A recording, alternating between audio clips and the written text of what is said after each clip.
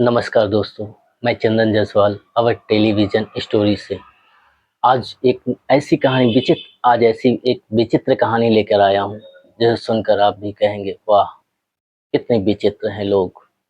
जी, इस विचित्र दुनिया में विचित्र कहानी बनाने वाले हमारे आस-पास ही होते हैं।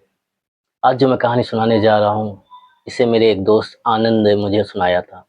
आनंद के पास कई मोटर गाड़ियाँ हैं। उन्हें बनवाने के लिए वो मोटर मार्केट में एक गैरेज में जाया करता था और मोटर बनती रहती थी। वो एक चाय की दुकान वहाँ पर थी, ठीक-ठाक, उस पर जाके बैठता था और देखता था कि वहाँ एक पास में एक जोड़ा भिखारी यानी पति-पत्नी भिखारी जो घंटों वहाँ भीख माँगते थे बैठकर। भिखारन अंधी थी और उसका पति लंगड़ा। एक गाड़ी-नुमा लकड़ी का बना होता था जिस पे पति बैठता था और अंधी पत्नी थी। अंधे और लंगड़े दोस्त की कहानी आपने तो सुनी होगी, पर ये अंधी पत्नी और लंगड़े पति की कहानी थी। वो जब भी जाता तो उस औरत को हमेशा प्रेग्नेंट देखता, यानी गर्भवती होती थी। अक्सर वो जब भी जाता तब वो गर्भवती ही होती। कई बार वो गाड़ी बनवाने गया, वो उसको ऐसे ही देखता। बड़ी उत्सुकता से उसने चाय वाले से पूछा, कितने बच्चे हैं इसके?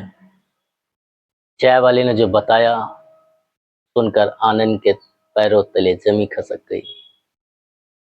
चाय वाले ने बताया ऐसे कोई बच्चे नहीं हैं। आनंद ने उससे पूछा, हमेशा प्रेग्नेंट तो रहती है, गर्भ जब भी देखता हूँ, जब भी मैं मोटर बनवाने आता हूँ इसका पेट निकला होता है, क्या ये कोई बीमारी है क्या इसको? चाय वाला हंसा, कहा नहीं बाबूजी, बहुत विचित्र है ये, इसकी कहानी बताऊंगा तो आप क्या कहेंगे? उत्सुकता आनंद के दिमाग में बढ़ती जा रही थी। उसकी तरफ देखता, भिखारी की तरफ देखता और सोचता क्या बात हो सकती है। फिर भी चाय वाले से पूछा, अरे आप हमें उलझाइए नहीं, बताइए तो क्या बात है? चाय वाले ने बताया कि अभी तक इसने जितने बच्चे जन्मे हैं ना, सब एक डॉक्टर को बेच देती है। डॉक्टर इसे अच्छा पैसा देता है।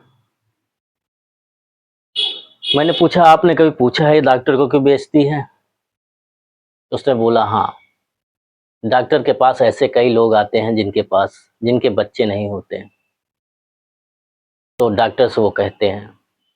डॉक्टर अगर उससे बता देगा ये भिखारी का बच्चा है, ये इसका बच्चा है, वो बच्चा है, तो शायद आदमी लेने में थोड़ा हिचकिचाए, पर डॉक्टर उन लोगों को अनाथ बच्चा बताकर दे देता है और उससे पैसे जो भी मिलता है इनको दे देता है। मैंने पूछा, ये औरत के अंदर में जरा सी दया माया नहीं है? बोली, काहे की दया माया, दो जून की रोटी ही जुगाड़ करना यहाँ बैठकर उससे बड़ा मुश्किल रहता है। जैसे तैसे अपनी जिंदगी काट रही है वो लंगड़े पति के साथ, जो एकदम बीमार है, जिसके ता- पाँव भी होते तब भी शायद ये खड़ा ना हो पाता, इतना बीमार रहता है। तो बच्चे कैसे पैदा हो जाते हैं? तो चाय वाला अवाक रह गया। मालूम नहीं साहब, बीवी भी एकदम मरियल सी टाइप थी, भिखारियन, अंधी भिखारन। बहुत सारे बहुत सारे सवाल थे आनंद के।